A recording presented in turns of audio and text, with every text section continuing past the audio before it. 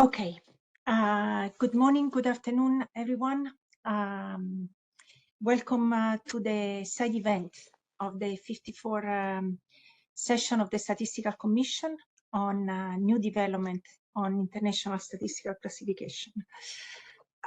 Before I continue, I wanted to inform you that we will record the meeting.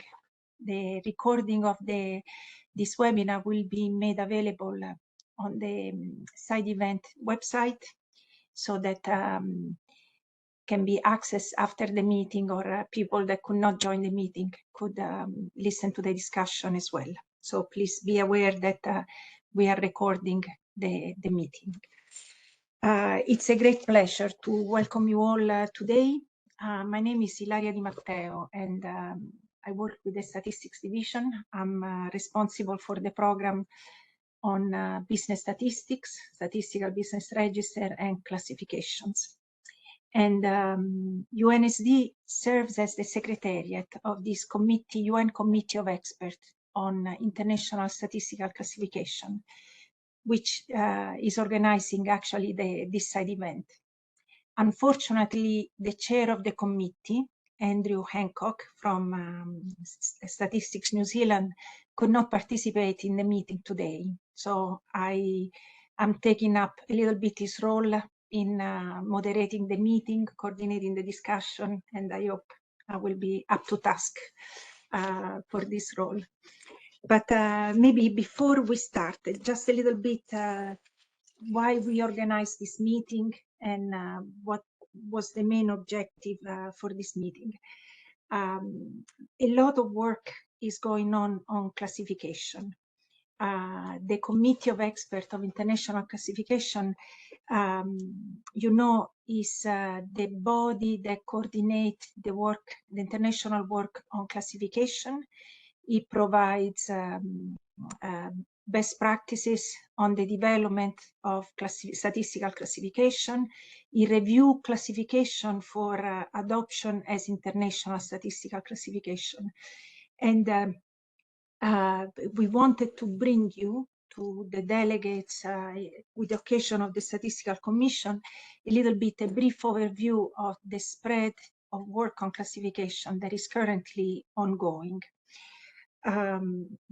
So the agenda is organized around a little bit, not all the topics that have been discussed on classification, but we wanted to present you some classification that have been discussed by the committee and have been recommended for adoption as international statistical classification.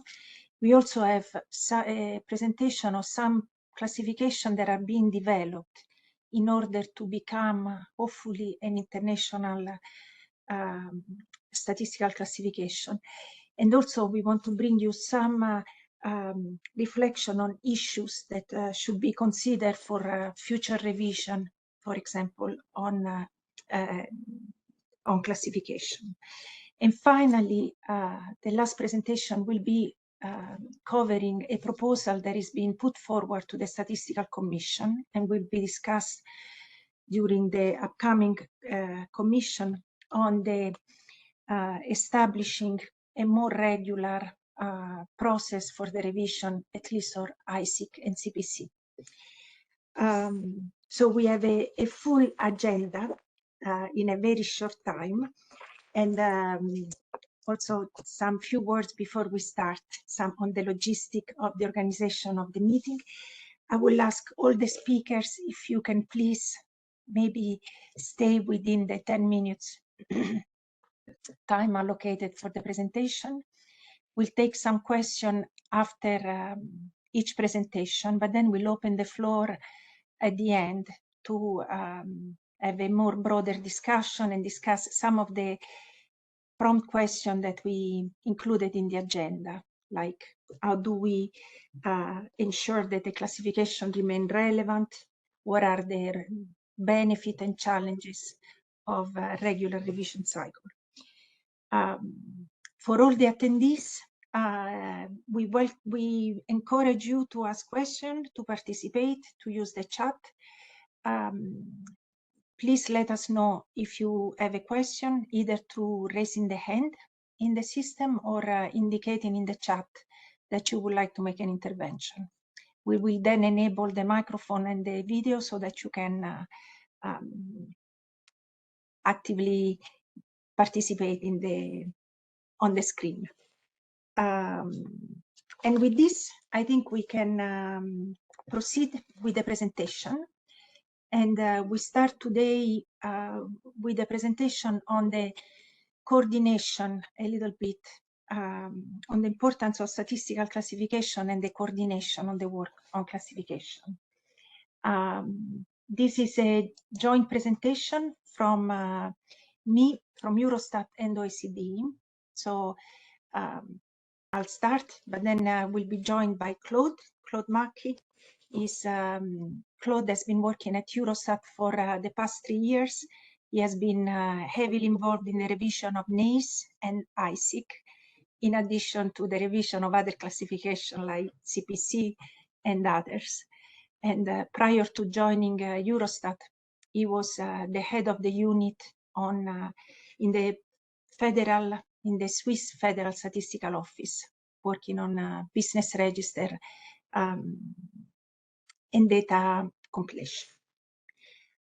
So with this, I'll maybe share the screen quickly. I hope. Jerry, can you see the slide? Yes. Yes, you can start. Thank you. Very good.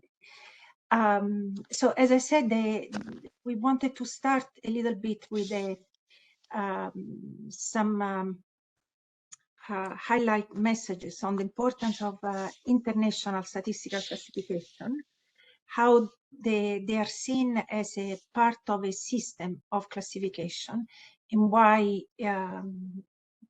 looking them as a system is important, and the importance of coordination of this classification.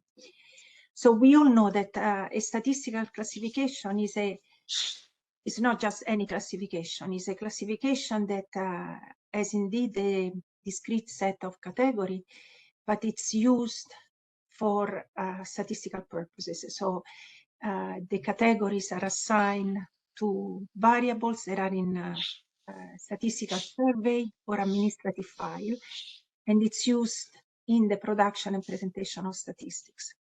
So statistical classification are fundamental for the statistical production process to collect, organize information in a standard way, to aggregate, disaggregate, or reaggregate information in a meaningful way for complex analysis.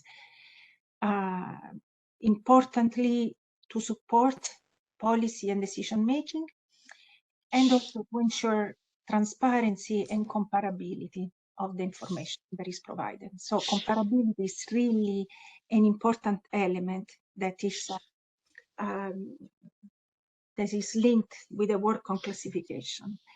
When we then move to international statistical classification, the main objective is that we ensure comparability across country, comparability of the information when we monitor global trend, we monitor a global target or a global phenomena.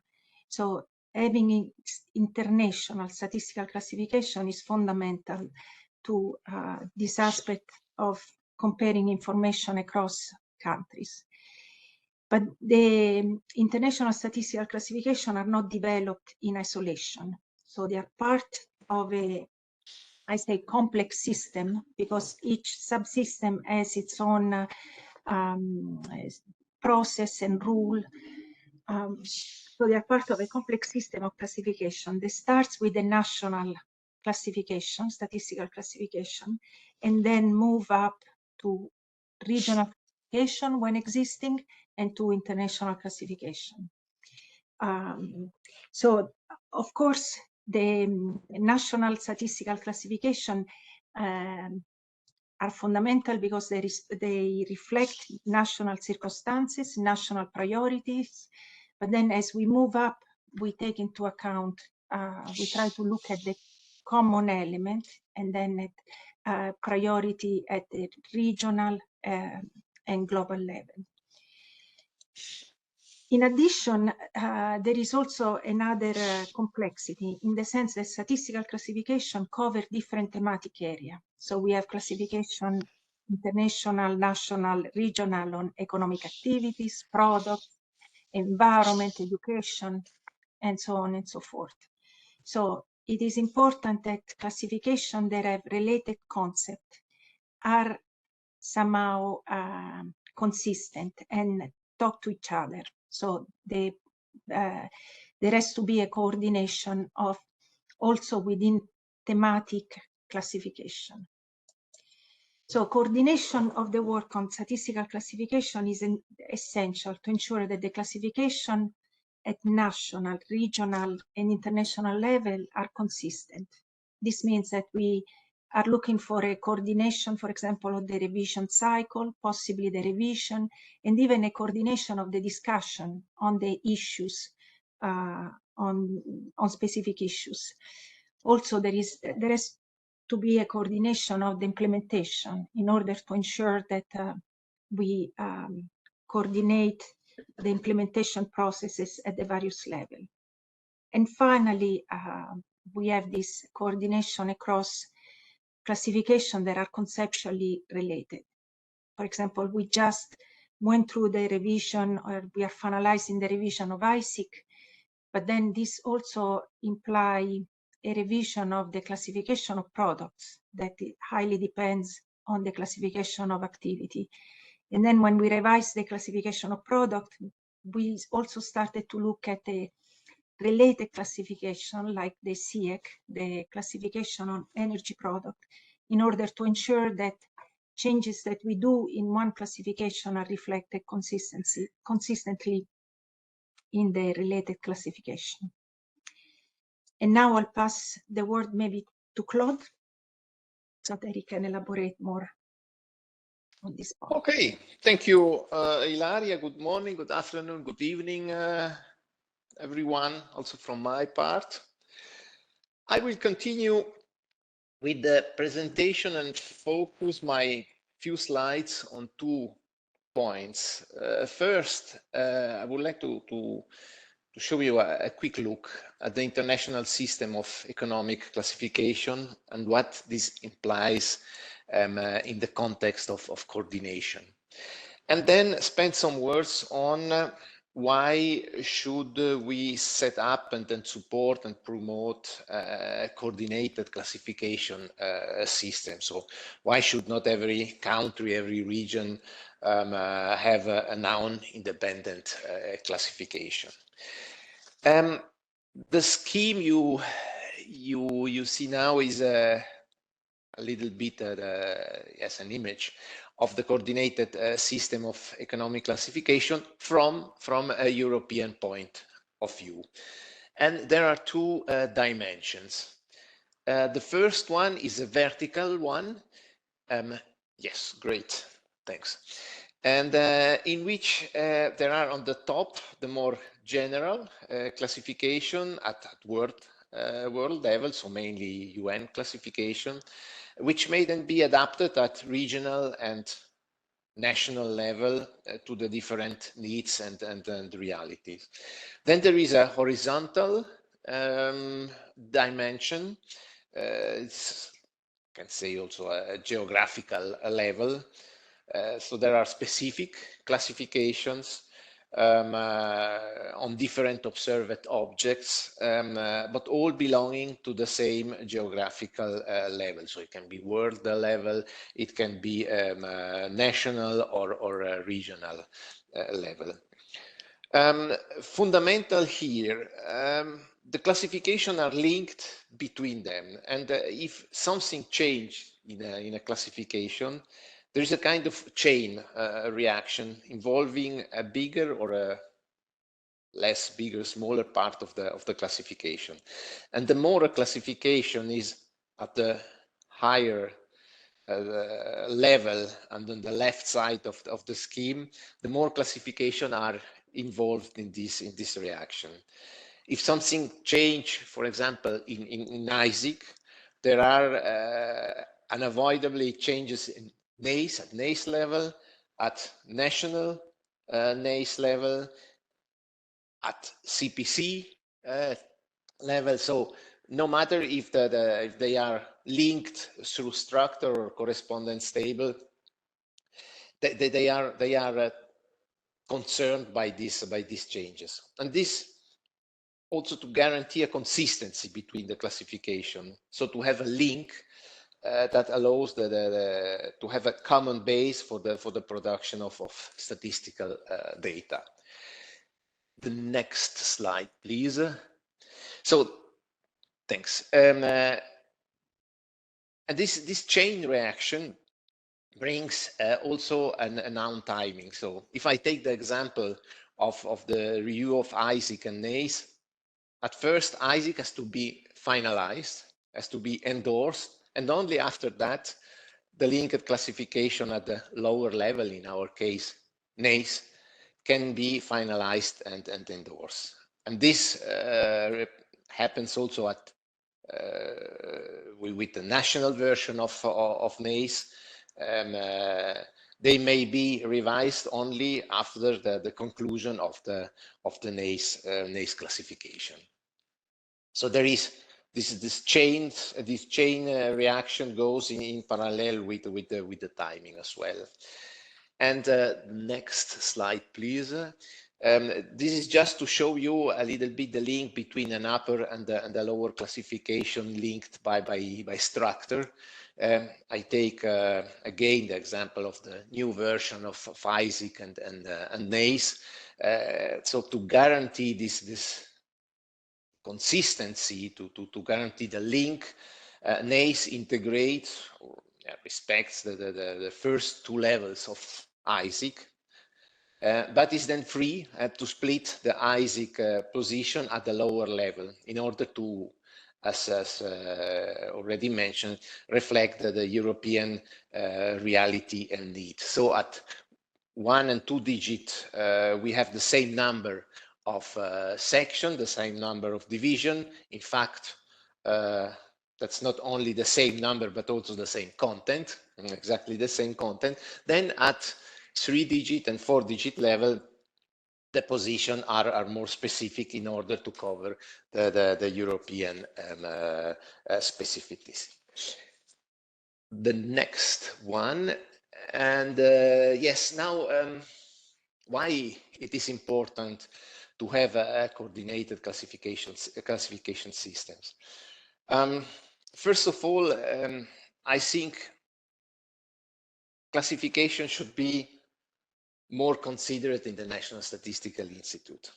They have always been a little bit the poor relative in the statistics, but in order to produce high quality statistical data, current up-to-date classification reflecting the reality of a certain observed object are essential, it's unavoidable. Business registers have been described as the backbone of business statistics, but I would say that classification are not less and deserve a similar regard. Nobody wants to produce statistics based on obsolete and old classifications. This is also the reason for which we are sinking more and more to shorter revision pace for classification. So not to have a new version of a classification every 15, 20 years. And with this rhythm, we are producing statistics based on more or less antediluvian classifications. But to introduce a review of classification every 10 years. This also, of course, depending on the classification, but the goal is to have a continuous discussion on classification, including all level, world level, regional, national level, to make classification more living and not a kind of iron ball that statisticians pull around like the prisoner once upon a time. A coordinated system of classification also needs rules, best practices in order to have a common base on which the classifications have to be built and harmonized. What I mentioned before with Isaac and Nace, the question of consistency between the classification, it's a fundamental issue. Coordination means also consistency between the classification at structural level through correspondence table. And this is fundamental for the production of comparable statistics, not only at national or regional, but at international level. And this common base, these common rules, these common agreed frames also facilitate the definition and preparation of new classifications. So also in new statistical domains, allowing the production of new statistical data.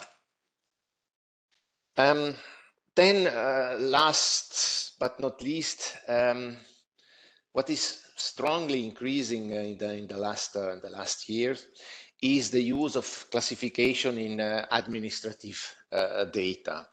Even if it is important to underline that classification we are defining are set up for statistical use and based on statistical concept, there are more and more classification. I take NACE as example, but I think that Isaac and NAICS and other classification are in the same situation. They are more and more used also outside the statistical production. So in the administrative context, to take administrative decisions. And more there are open data action, open data projects where data which contains, of course, also classification are made public available. And there as well, the role of having a coordinated classification, a harmonized system is fundamental. So we have more and more customer really or nearly outside of the statistical world. And here, I think it is important for us, custodian or producers of classification, to guarantee a high quality, current and consistent product. This in a certain way also to guarantee our credibility. Yes, that's everything I wanted to say, and thank you very much for your attention. I give the floor back to Ilaria. Thank you, Claude, very much. Maybe we can take a couple of questions if there are any, or I'm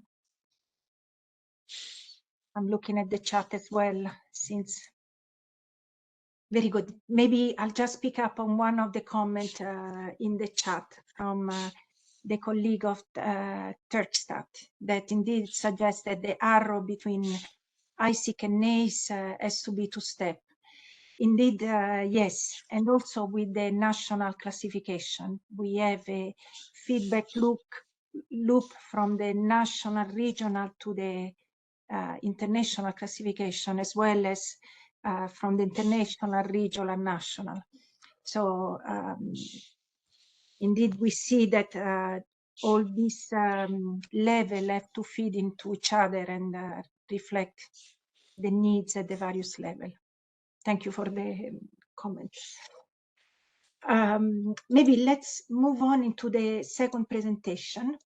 And the second presentation is a video recording on a classification that is being developed by Eurostat with the intention to eventually become an international statistical classification. It's a presentation on the classification of environmental function by Arturo de la Fuente, who is responsible for the unit on environmental statistics and accounts at Eurostat in the Directorate of Sectoral and Regional Statistics at Eurostat.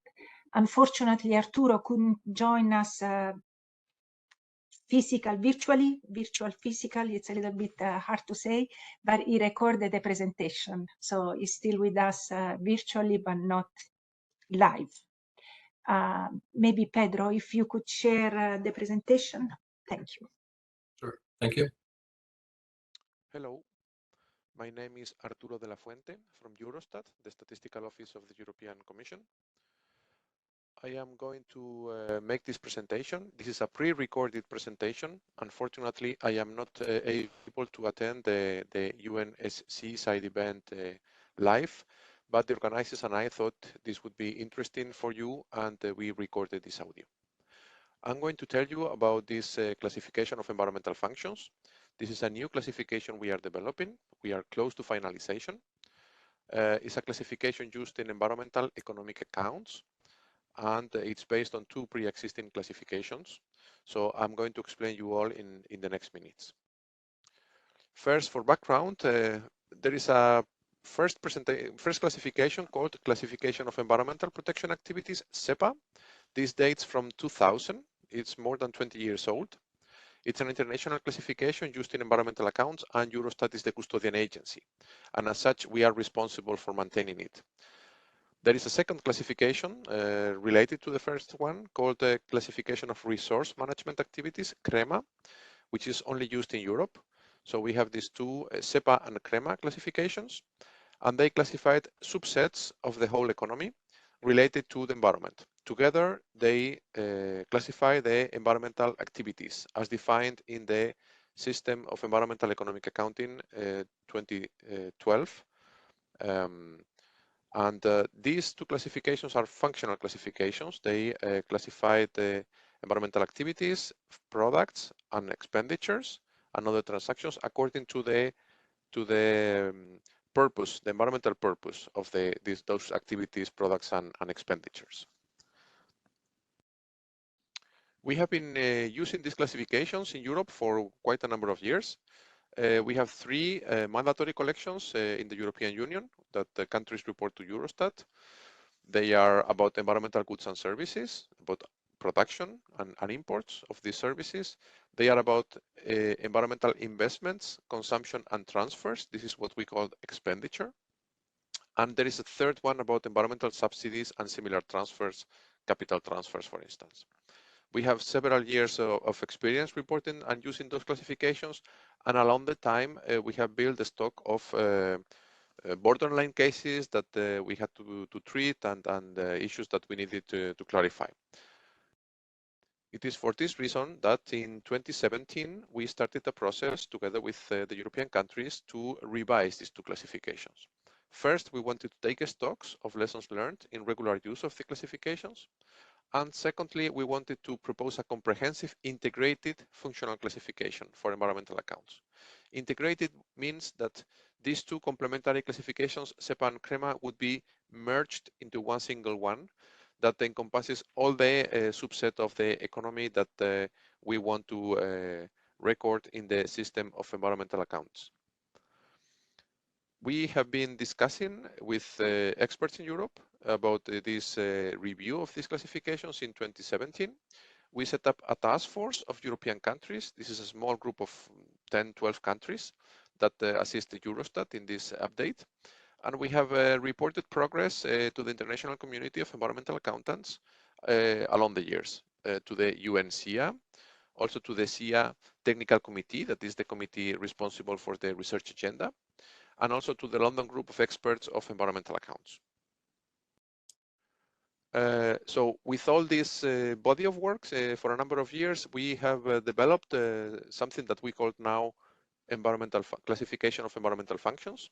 We want it to be a generic functional classification for environmental activities, products, and expenditures. And the scope of those environmental activities, products, and expenditures is established in the System of Environmentally Economic Accounting, SIA. This classification classifies according to purpose, in particular to the primary environmental purpose of those activities, products, and expenditures. And it's based on the pre-existing classifications, SEPA and CREMA, maintaining a clear bridge with the old classifications as to ensure that we can reconstruct time series of data that we have produced in the past. This is a very important point for us in Europe because we have been using the old classifications for many years and we want to maintain the old data. The CEF is a multi-purpose classification that serves different environmental and climate policies. We have also developed explanatory notes, detailed ones about treatment of borderline cases and inclusion and exclusion, as well as operational rules to ensure comparability across countries. We want it to become an international classification adopted by the UN Statistical Commission. So in this regard, the classification we have prepared has the conceptual basis, scope, it's a hierarchical classifications with correspondence to the old classifications, and we also address the statistical units. And we have an implementation plan for the classification too. The classification has an introduction, a structure, and explanatory notes. It has a structure in 3 levels with 3 digits. Plus, we foresee additional digits that can be added for national use. So individual countries can add more digits. This table shown here is the draft classification as we have it now at 1-digit level. So we have 7 categories for different purpose. The first one is air, climate, and energy. The second, wastewater and water resources. Waste material recovery and savings. 4th is soil surface and groundwater, biodiversity and forest. 5 is noise and radiation. 6 is research and development. And the 7th is for cross-cutting and other activities, such as, for instance, training on environmental protection and on resource management. This is one example of the first entry in level 1, air, climate, and energy, how it looks at digits 2 and 3. And here you can see on the right-hand side of the table, the correspondence with the old classification. So as you can see, the correspondence with SEPA and CREMA is established at 2 digits level. So what in the past we had these classifications at 1-digit level, now we have the correspondence at 2-digit level.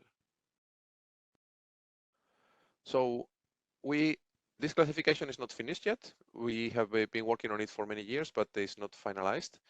But we have a roadmap to finalize it. First, we launched a global consultation with the community of experts in November last year, with an initial deadline for submission in December, but we extended it by a few weeks more to collect more comments from more countries. And now we are taking stock of the body of responses that we received, and we have set up together with UNSC a working group with experts from 3 different communities, groups of experts. The first one is Eurostat and a few European countries who developed, an H is missing here, who developed this proposal. A second community of experts is environmental accountants that eventually will use this classification, environmental accountants around the world. And a third community of experts is the classification experts. So this working group is going to take a stock of the comments received in the global consultation and improve the draft that we have for further adoption of other groups. And in the next step that we want to achieve is to put it for final discussion and endorsement by the UN Committee of Experts on Environmental Accounting. That is the highest level committee at UN level for environmental accounting. And afterwards, also discussion and endorsement by the UN Committee of Experts on International Statistical Classifications.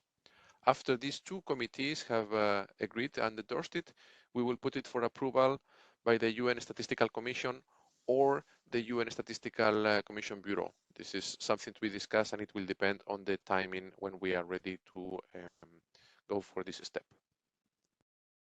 Thank you very much. I hope you found this information useful. And we hope that in the next months we are going to advance to get this classification finalized and for the benefit of the international community. Thank you.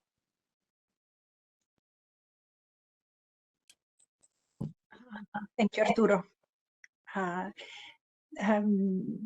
there any questions? Maybe while the participants warm up, if there are questions, I wanted to highlight one aspect for the development of this classification and the review of the classification. And this is an approach that we have been particularly used in the revision of ISIC and CPC and other classification is to broaden the review not only within classification expert or only with a subject matter expert, but to bring the communities together in order to develop a classification that is methodologically sound from the classification point of view, but reflect the specific demand, user demand for the domain.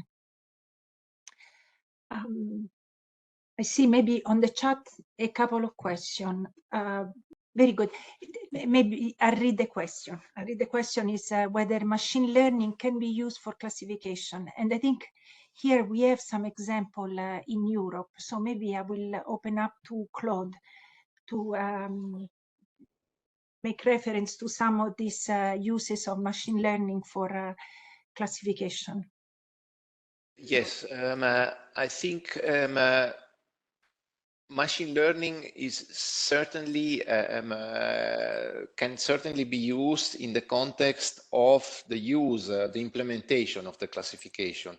Maybe less in the definition and the drafting of the classification, but especially now that the business register have to be recoded, the application or programs or software based on machine learning that allows automatic or semi-automatic coding of the enterprises of the unit in the business register is something that several countries here in Europe, there are some of them, are already working on. So there are already countries which have prototypes, which are using testing prototypes of application that allows to help to support the coding activity in the context of the business registers. Thank you, Claude. I also see a question from Rodrigo Pizarro. Would you like to come in? I think it's a very good question on the relation with the COFOG, the classification of expenditure, government expenditure. Rodrigo, would you like to come in and elaborate?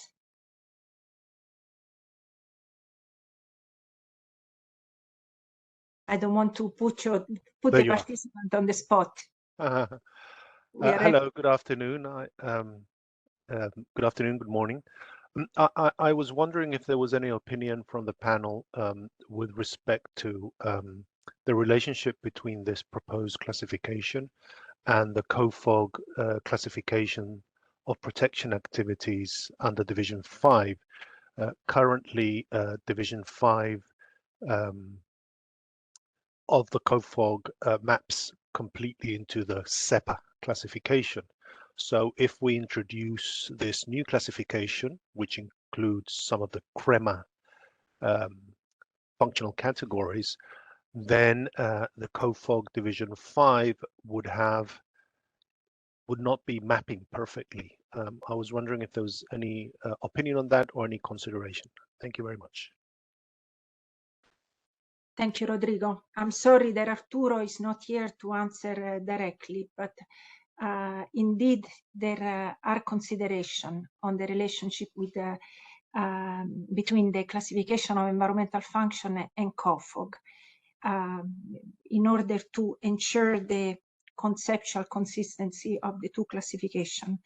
Maybe on the side, I can mention that the classification COFOG is planned, a revision is planned to take place also for the COFOG classification. The process has to start, still has to start, but definitely this is one of the cases where two classifications that are related are changing, and we had to make sure that conceptually they maintain the consistency. So definitely it's a good point. It's a very good point that is being discussed within the review of this classification of environmental function, and it will also be picked up during the revision of COFOG. I hope this helps, Rodrigo. Maybe I suggest that we move on to the next presentation. The next presentation is on a classification, the classification of statistical activity, which actually is being submitted to the Statistical Commission for adoption as an international statistical classification. And I have here Ji-Yuan Tian, or he kindly let us call him Jerry. And he is a statistician in the UNSC, actually in my team. And he has been working on classification, on the revision of I6, CPC, CIEC, and many other classification. And also he has been working a lot on statistical business register and business statistics. So Jerry, thank you for giving this presentation, also on behalf of our Regional Commission, UNSC, that you will see shortly how the work came about. Back to you. The floor is yours, Jerry. Hi, hello, good morning, good afternoon, and good evening, everyone. Bonjour, buenos tardes, Alan Wasaklan. And I work with Ilaria in UNSC on classifications, and we also work on business statistics. And now I'm going to talk about the classification of statistical activities, the CSA. The CSA was originally developed as a European project by the UNECE, Economic Commission for Europe. So this presentation is largely based on the previous work by Tina Luig in the UNECE. And this is about some background information. This classification was originally developed in 2005 by the UNECE. And then in 2009, there's a small revision, CSA Revision 1. And moving fast forward to 2020, a task team was formed to revise the CSA again.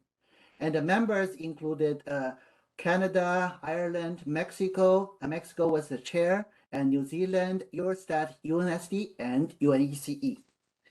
And now you will be able to see a timeline of this classification. This is about the CSA, original CSA 2005.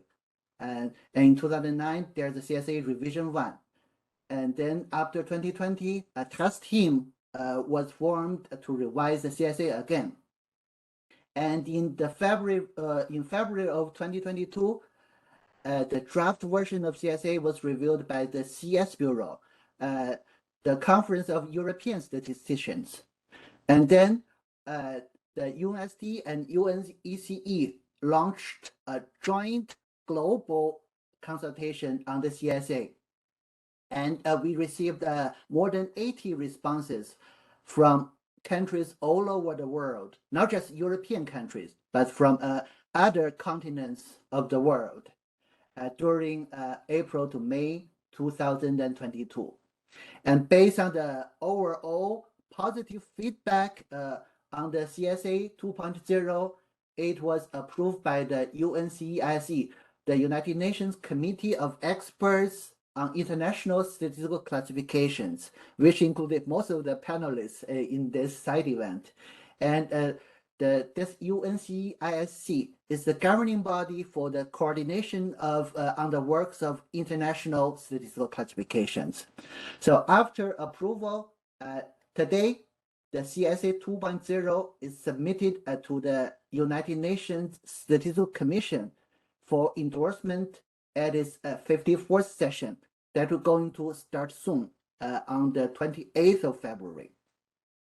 And it is envisaged that after it's endorsed by the UNSC, the CSA 2.0 will become a member of the International Family of Classifications, an international standard.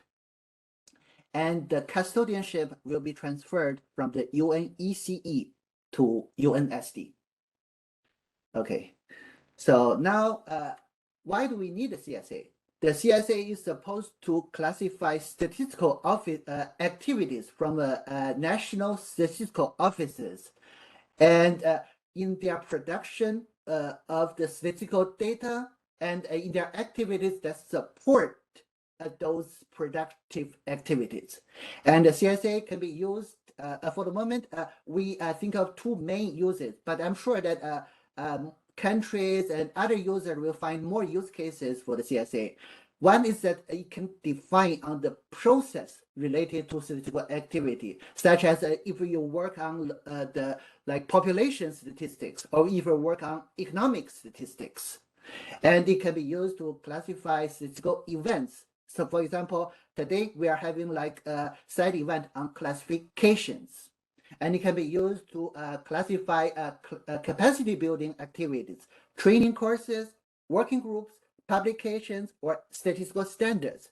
And it can also be used to classify the output of a statistical activity, and to classify data and metadata, particularly on the domains 1 to 5 on the subject areas.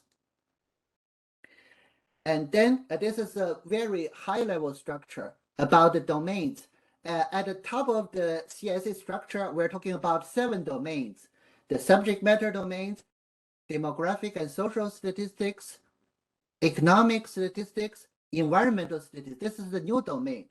Previously, it was treated together with multi-domain statistics, but due to the policy relevance and importance and increased public awareness on the environment, now it's a separate domain by itself.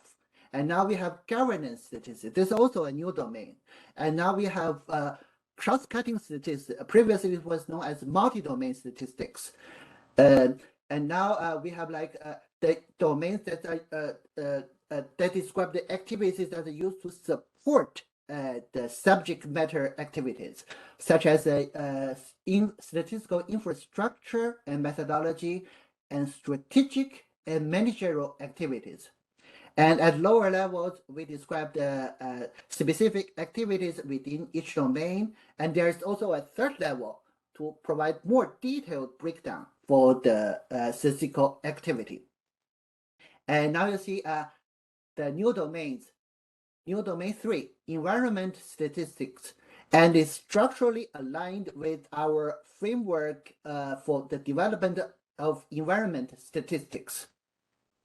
For the new domain 4, governance statistics, is structurally aligned with the handbook from the prior group of the United Nations on the handbook on governance statistics, due to the increased visibility of crime statistics within the domain. And then the changes will involve domains 6 and 7. Those are supportive activities. And in domain 6, about statistical infrastructure and methodology, it was based on the concept of the common statistical infrastructure, including statistical business registers or classifications from the handbook on management and organization of national statistical systems. And this is an image of the cover page of this handbook. And on domain 7, it's about the strategic and managerial activities. And this domain is closely aligned to the generic activity model for statistical organization, GAMSO. GAMSO, as a matter of fact, is an extension of the previously popular GSBPM. GSBPM is only supposed to cover productive activities, but now GAMSO covers production activities as well as the supportive managerial activities. And this is a cover page from the website of the UNSC on GAMSO. And then now that we have a draft CSA 2.0 and is submitted to the UNSC, we intended to make it a member of the International Family of Statistical Classification rather than a regional classification. And this draft CSA 2.0 was approved in October last year by the Committee of Experts on International Statistical Classifications. And upon the endorsement of the Statistical Commission, custodianship will be transferred from the CS Bureau and the UNECE to UNSC. And the draft CSA 2.0 is submitted to the UNSC, and it's available at this link if you are interested. And if you have any questions, there are the email address that you can send inquiries to. And that's it. Thank you. Shukran. Merci. Thank you, Jerry. Perfect 10 minutes. Thank you for giving the time. I don't know if there are any questions, if there is any follow-up clarification question for Jerry.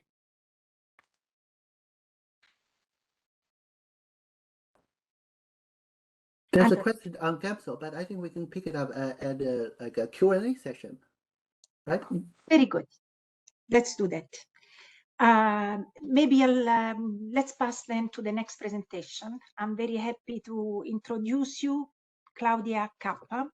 Claudia is a senior advisor for statistics and monitoring in the data and analytics section at UNICEF. She has been working on the classification of on the international classification of violence against children. And she's leading the work on data collection, data analysis, and methodological work on early childhood development, child disability, and child protection from violence at UNICEF.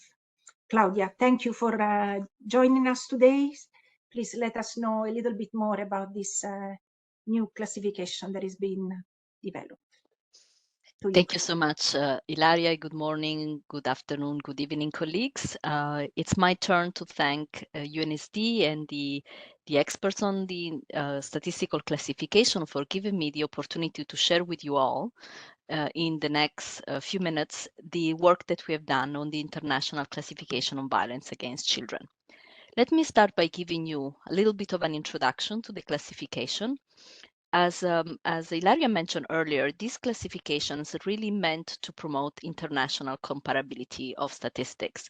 And in the case of violence against children, we soon realized that the lack of definitions and standards at the international level was one of the main reasons why countries were not able to make progress in terms of increasing the availability and quality on these important child rights violations. So the ICVAC, the International Classification on Violence Against Children, was developed in response to the need to have a comprehensive set of definitions of violence against children and a statistical codebook of all forms of violence against children. In developing this classification, of course, we took into consideration and we built on the existing classifications that are part of the family that Ilaria mentioned at the beginning. So the ICVAC was built, for instance, on the basis of the International Classification of Crimes for statistical purposes, but also other classification to ensure coherence and harmonization across these different classifications that exist and facilitate country uptake. Of course, we developed the ICVAC following very closely the UN Statistics Division principles on statistical classifications. And I must say, for us as UNICEF, this was the first endeavor of this nature, and it was extremely useful for us to be able to build on the clear guidance and support that we receive from UNSD and the group of experts to be able for us to develop a statistical classification that was compliant with this principle. The classification is presented by UNICEF, but it's really a labor of love and technical expertise that really cuts across a number of different contributors to the ICVAC. We had an extensive expert consultation process that include more than 200 experts, including representatives from 45 national statistical offices. And I see that some of you are actually some of those who were instrumental to development of the statistical classification Commission on Violence Against Children are present here today. I don't want to take the risk of neglecting some, but I just wanted to acknowledge the National Statistical Office of Turkey, for instance, and the Turkey delegation, the National Statistical Office of Italy, the National Statistical Office of the Dominican Republic, of Egypt, so on and so forth. We have, again, 45 statistical office and over 200 experts that were part of this consultation. Now, let me start with the definition of violence and the main principles that we used. So we ended up defining violence against children as any deliberate act take against, threaten or actual, against a child or against multiple children that either results or has the likelihood of resulting in death, injury, or other forms of physical and psychological suffering. So this definition use act as the first unit of the classification. And of course, with the understanding that we are talking about single or repeated acts, including acts of omission, which are very relevant in the context of violence against children, because one of the forms of this violence is actually neglect. So omission to provide, for instance, care, access to services and support to a child when the family or the caregivers have the means to do so. We are covering both interpersonal and collective acts of violence, so both forms of individual violence as well as group violence. And the definition is built on 4 concurrent core characteristics. So the act has to be non-essential, so not needed for the survival or the fitness of the child, unwanted by the child, deliberate, so it has to be a deliberate action against the child, and harmful. We are regulating the acts depending on the nature of the acts. So we included violent acts that are of physical nature, psychological nature, sexual nature, and also we encompass neglect.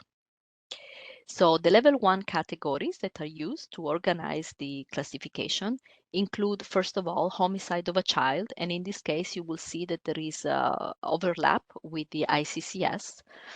Then the second level is non-fatal physical violence, or form of physical violence that do not result in the killing of a child.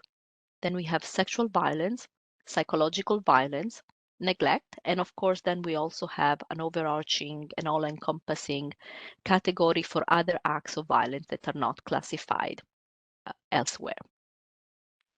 In addition to classifying the act of violence, we are of course also offering the disaggregating variables that are necessary to provide a deeper account of the unit of classification, so the violent acts.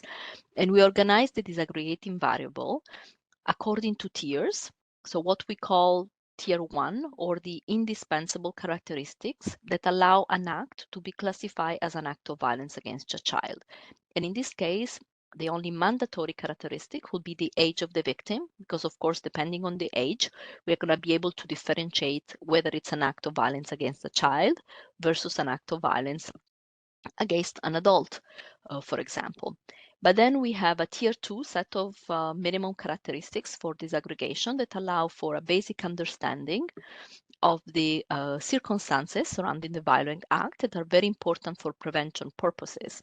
And these include, of course, the gender of the victim and the perpetrator, the age of the perpetrator, whether it was a single perpetrator or a group perpetrator, and lastly, the relationship between the perpetrator and the victim. And of course, we also include a number of additional characteristics and variables for disaggregation that will be useful to collect. But of course, we understand that the ability of a country to collect such information depends on a number of factors, including obviously the existing data systems, etc. Now, I just want to very quickly, in my last couple of minutes, talk about the implementation plans. Of course, we had the review of the statistical classification that was done by the International Expert Group in October. We will be presenting, of course, the international classification at the Statistical Commission.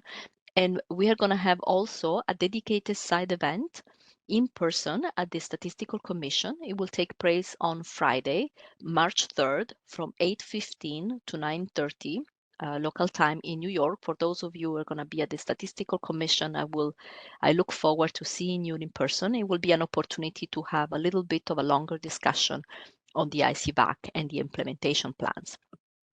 But very quickly on the implementation plans, I just wanted to mention that, of course, the ICVAC will be made available after March in a number of languages, at the very least, the 6 UN languages.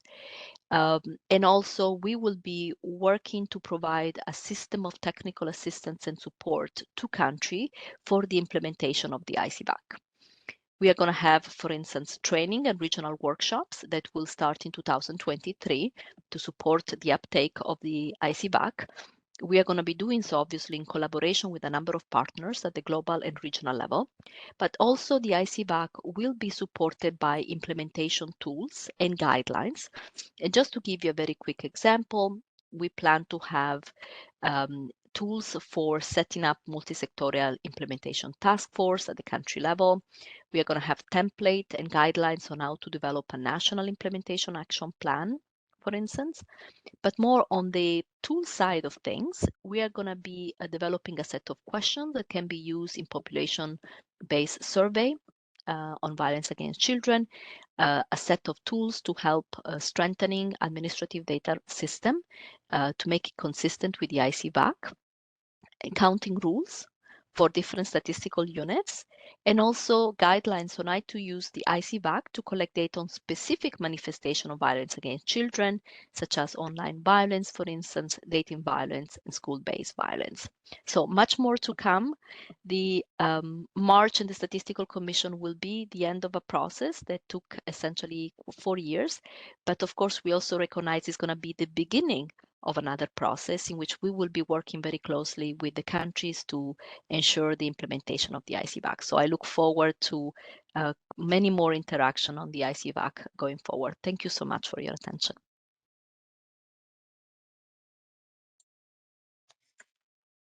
Claudia, thank you very much for the presentation. It was very clear, and maybe some words for the audience. This is the first classification on this topic that is being developed. So I think it's a major accomplishment, because it was not easy to bring consensus towards the category, the structure, the concept. So first of all, congratulations to you, Claudia, for putting the process in place, but also is an example of a very good collaboration with the classification expert.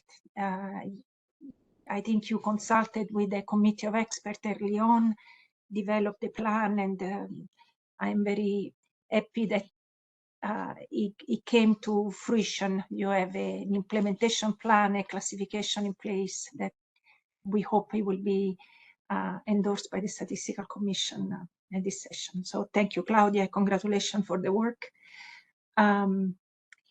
Maybe if there is any question from the audience on this classification, we can take it now, but if you want to learn more, as Claudia said, on this classification, and you are in New York, please remember the date, Friday, the 3rd of March at 8:15. It will be in the Secretariat. So, very good. I don't see hand for the time being, but they might come later on, Claudia. So maybe let's move on into the next presentation, so that we leave some time also at the end for this broader discussion, and we can come back to specific question on the presentation. I'm happy to introduce you all Julian Chow. Julian is has been working in the statistics division of the UN for a long time. He has been responsible for the global development and implementation of the system of environmental economic account, the SEA, and served the committee on environmental economic account, committee of experts. I must say I'm very happy to introduce Julian, because he has been involved in the revision of I6, CPC, CIEC. So there has been this effort by the environmental accountant community and the statistical community to work a little bit closer and reflect the needs of environmental issue and environmental accounting. So Julian, thank you for joining us, and I'll leave you the floor now. The floor is yours. So also thank you, Ilaria. So my name is Julian. I'm part of the UNSC team working on the environmental economic accounting. And we're also grateful for the opportunity that the Business Statistics Division from the UNSC invite us to reflect some of the emerging issue on the environment into the standard economic classification. So my presentation will not be focusing on one particular classification, but it's more or less a reflection of the issue on how to mainstream the emerging issue on the environment and to the standard economic classification. So the first slide here is talking about the question on why the drivers. So I think we all understand the importance of the classification. As a statistician, it's really form a backbone for us to organize the data in order to provide a useful information for the policy maker. So since the adoption for the system of environmental economic accounting, which is the international statistical standard that study the interplay between the economy and the environment, there's a more and more emerging demand in the area of this domain for the data collection and for the data reporting. But unfortunately, at this point, we realize that the scope of the standard economic classification is really not fully addressing on all these emerging issues related to the sustainability, the ecosystem and biodiversity management, climate change, circular economy, environmental degradation, and so on and so on. So, for example, recently, last December, for the Convention of Biological Diversity, they adopted Kunming Montreal Global Biodiversity Framework that call for the mainstreaming of the biodiversity in the standard national accounting. And also in that sense, there's various HANA indicators in order to report on the progress regarding the issue of the biodiversity management. This is also related to the part of how the economic activity, and so this is one of the area of the policy domain, and then in this new emerging area.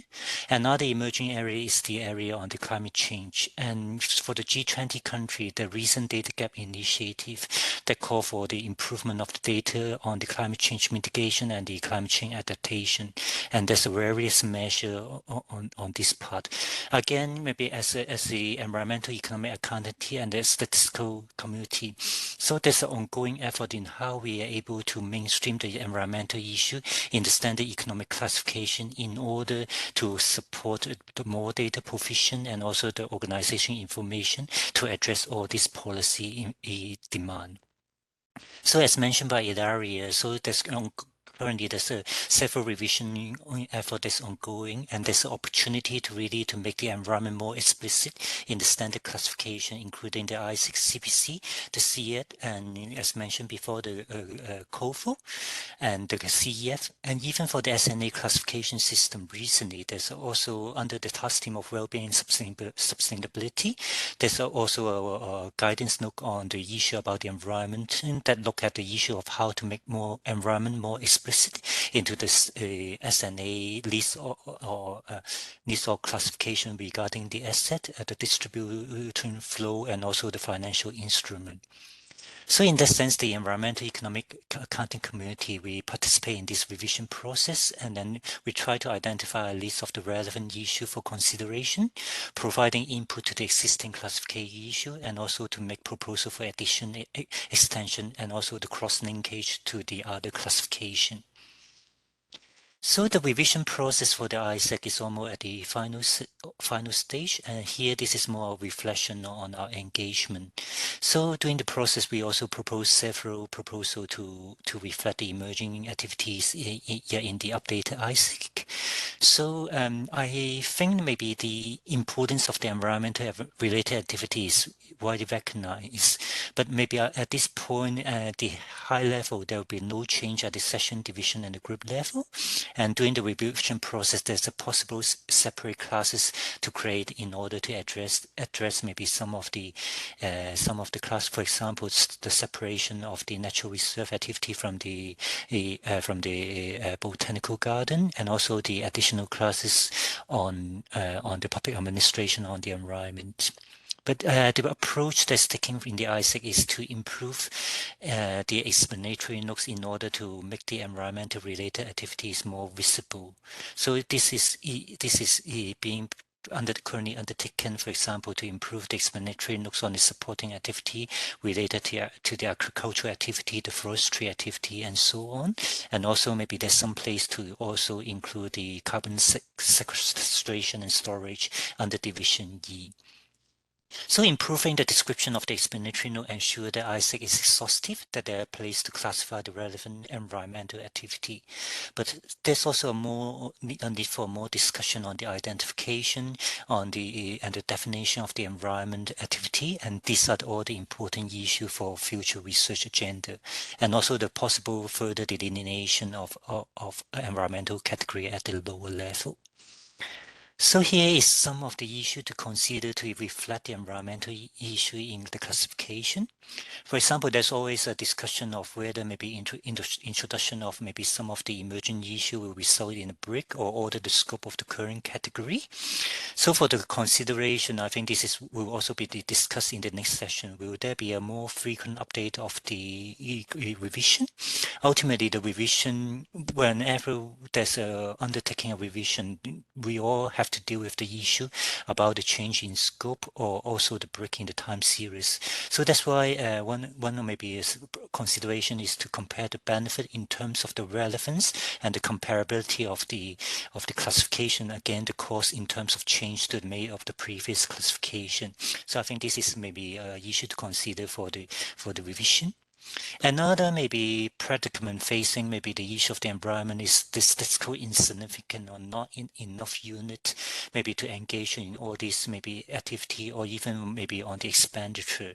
So this is like about maybe we understand on the aspiration on the future, and then and this will be really coming into policy prominent. But at this point, in terms of the statistical measure, maybe some of the activity is still at the infant stage or is still insignificant. So in that sense, maybe I think in the consideration for moving forward is whether maybe there's a clear guidance at the international level, maybe to have a guidance on the threshold of the metrics in order to determine the level of significance in order to incorporate whether consider a particular environmental activity of expenditure to be considered, it to be incorporated in the structure, and also to incorporate some of the pilot survey in order to assess the issue of the significant the issue of statistical significance. And during the process, we also identify, for example, some of the unit in multiple activity that can be considered as economic production activities, but can also be considered as a kind of environmental protection activities. So I think these are the fundamental issue related to classification on the unit, on whether we can also further delineation into a smaller establishment unit, and also again the treatment of the secondary activities, and to be addressed in the research agenda. In the current, many of the environmental protection may be considered as an auxiliary activity or the secondary activity. But I think this is something that we also need to consider on how we are able to measure this within the classification system.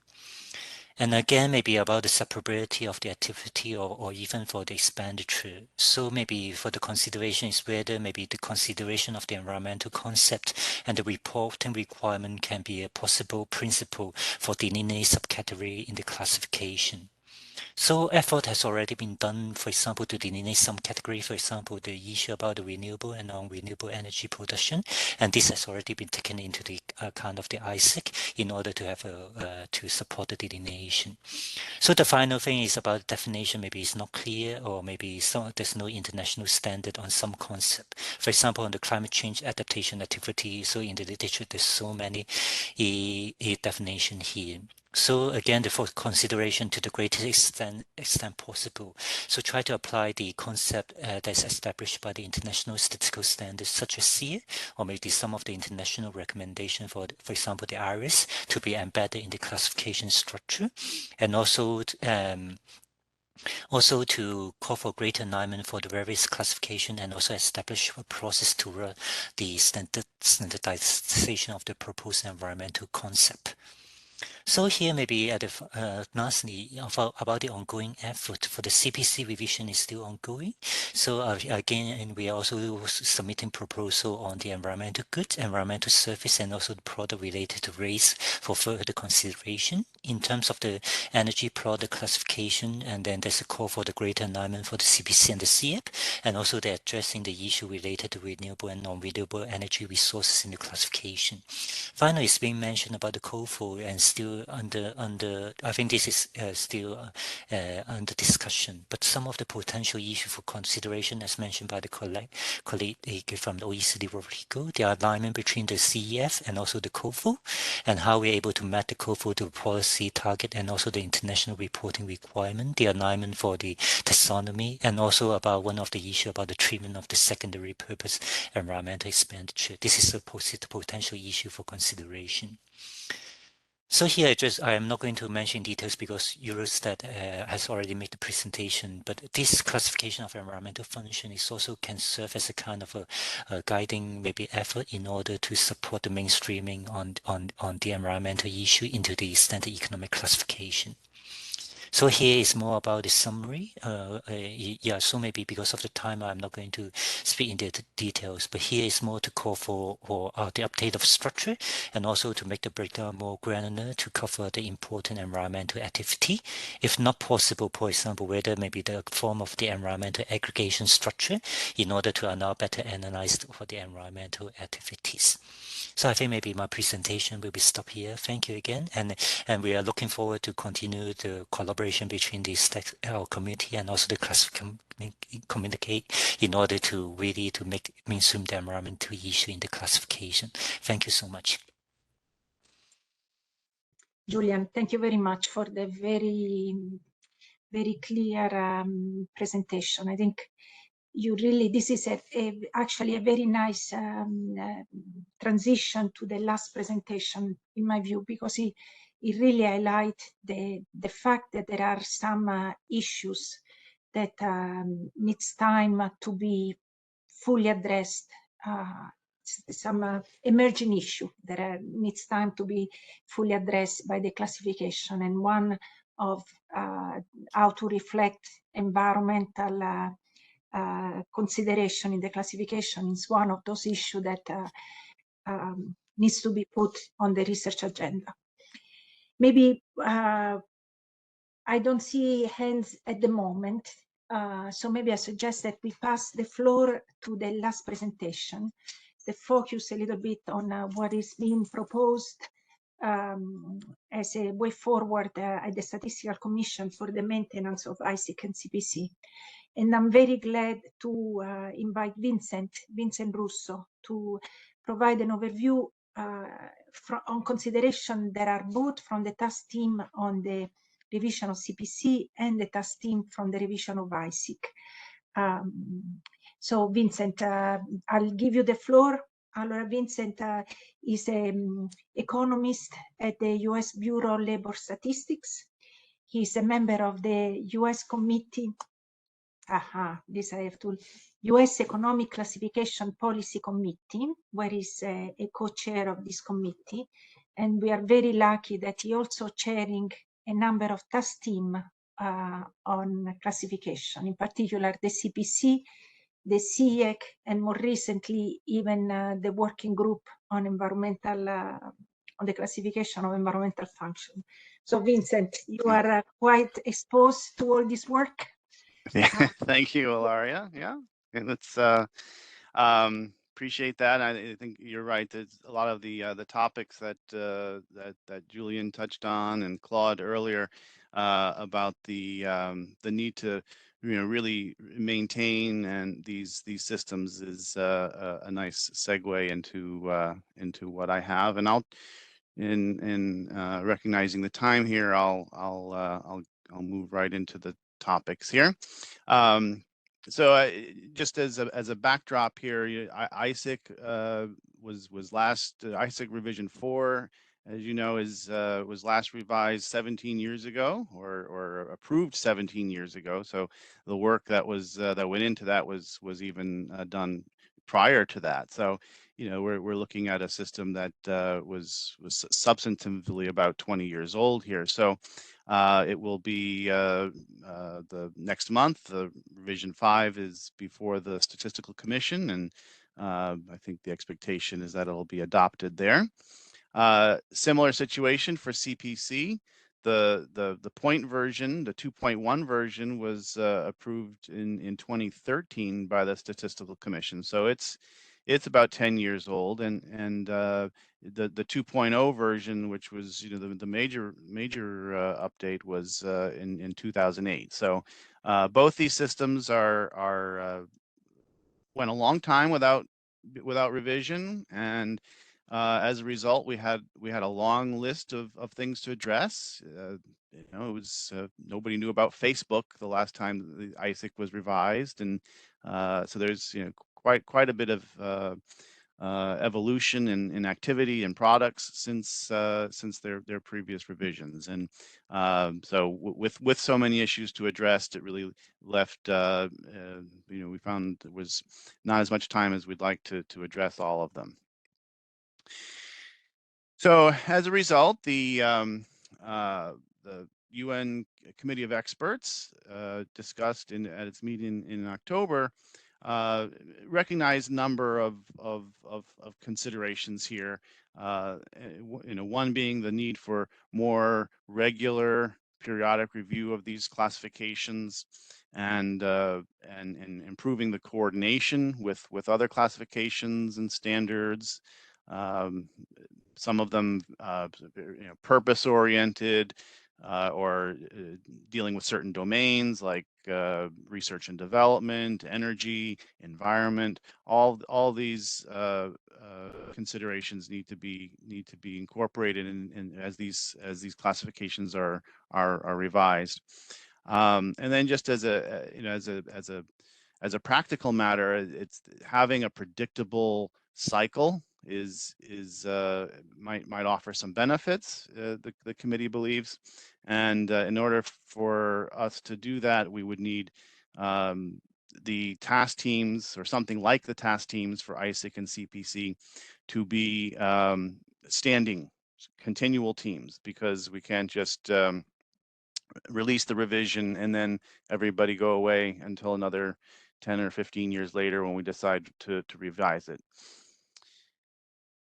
So some of the advantages of taking that approach would be, more coordination at the regional, national, international levels for the planning and the revision processes, improving the consultation with users and gathering input from them.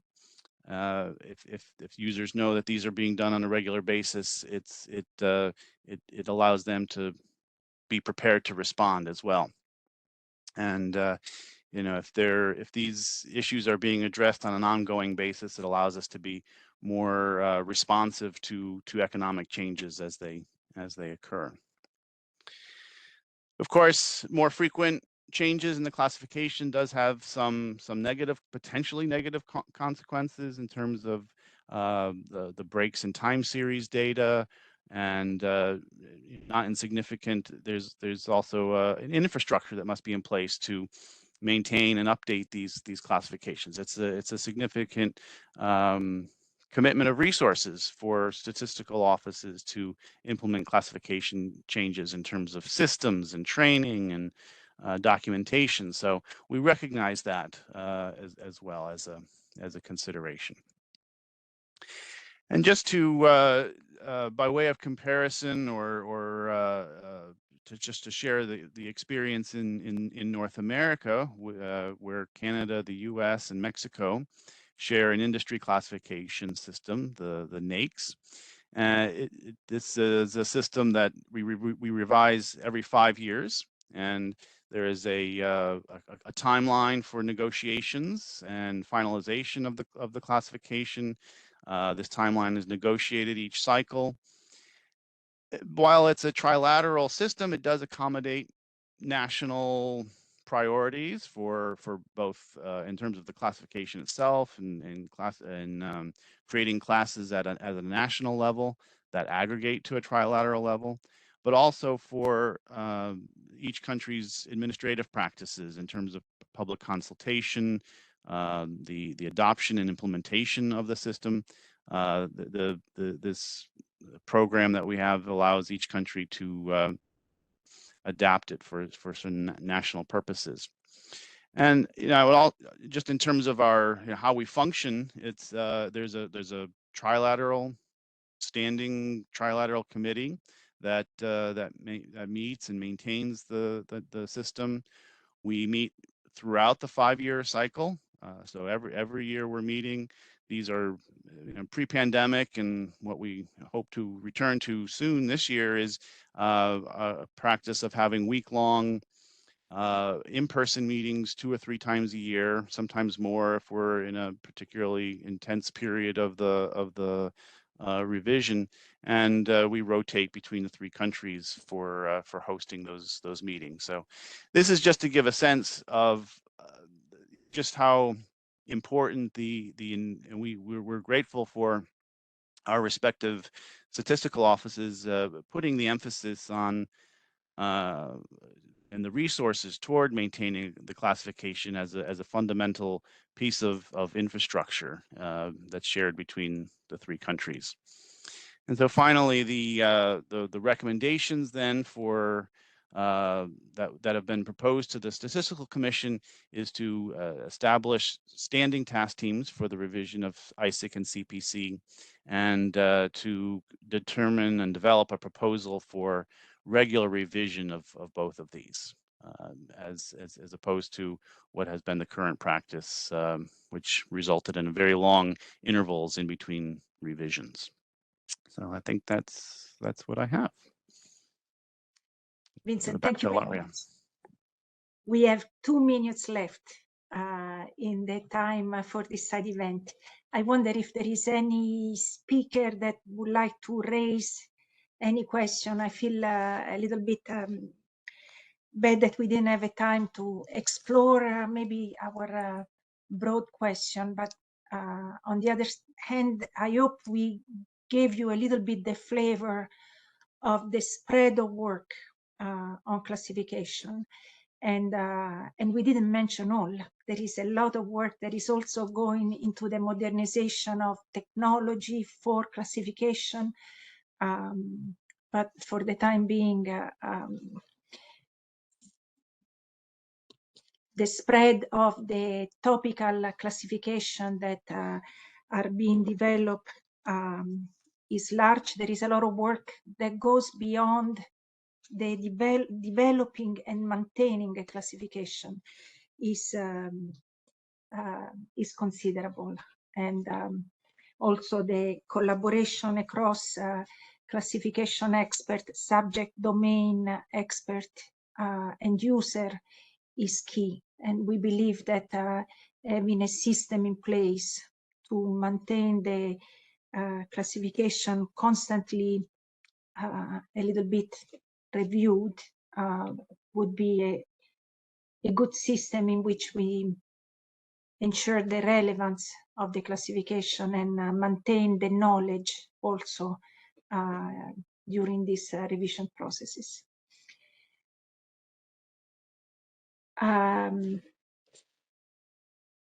I don't see hands from the panel, but maybe from the participants. But maybe from the panel, would you have any last word for the participants? I see one raised hand. Oh, very good. Well, Mr. Munhir Alansari. Mr. Alansari, you have the floor.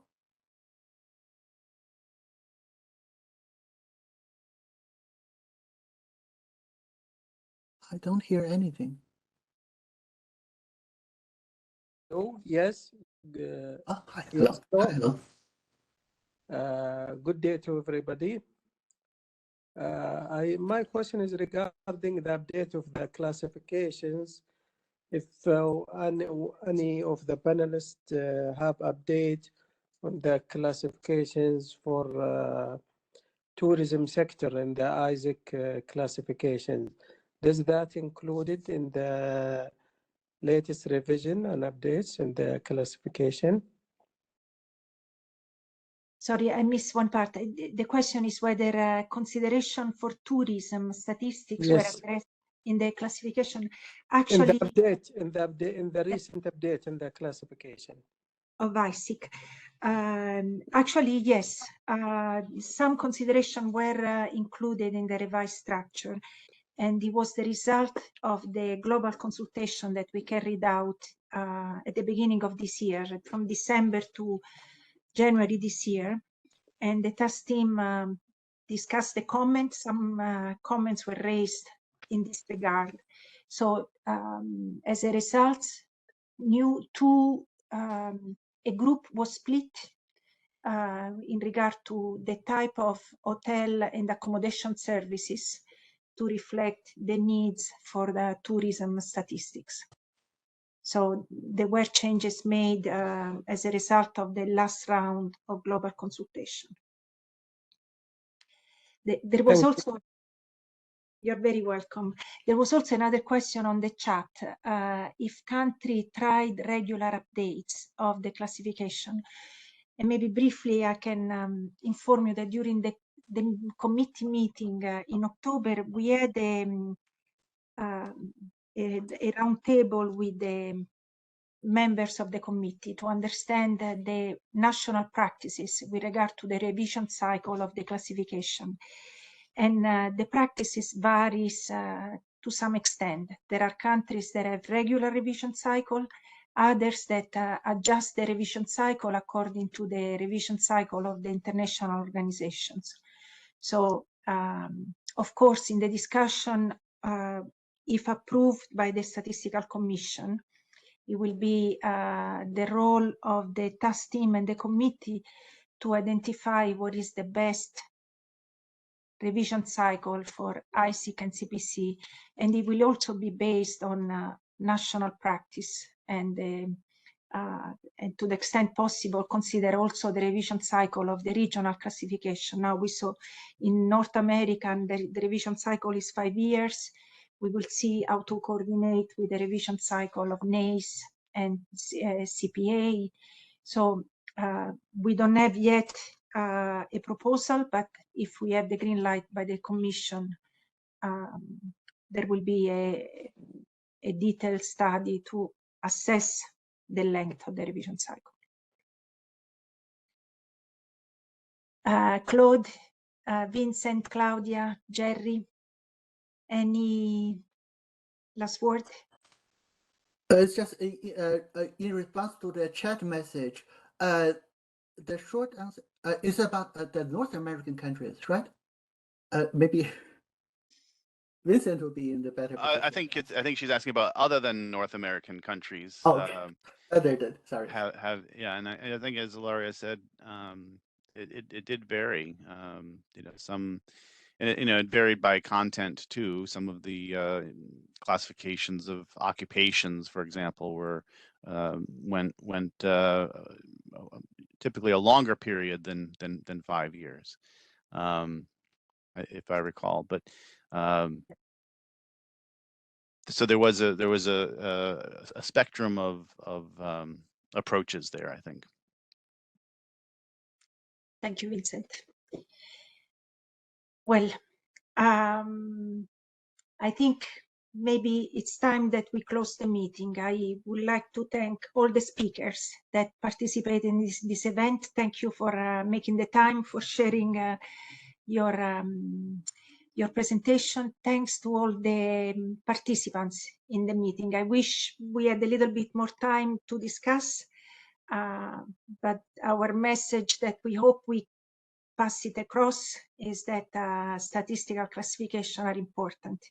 It's not an easy job. It takes a lot of time, a lot of discussion, expertise on all sides to develop and maintain. And we hope we continue to support the work on classification at national, regional, and global level. With this, I thank you all. We'll make the recording available online. And I hope you will also keep in touch with us. You know our name. And we look forward to hear from you all. Bye, everyone. Thank you. Thank you. Thank you. Bye. Bye-bye. Thank you. Thank you.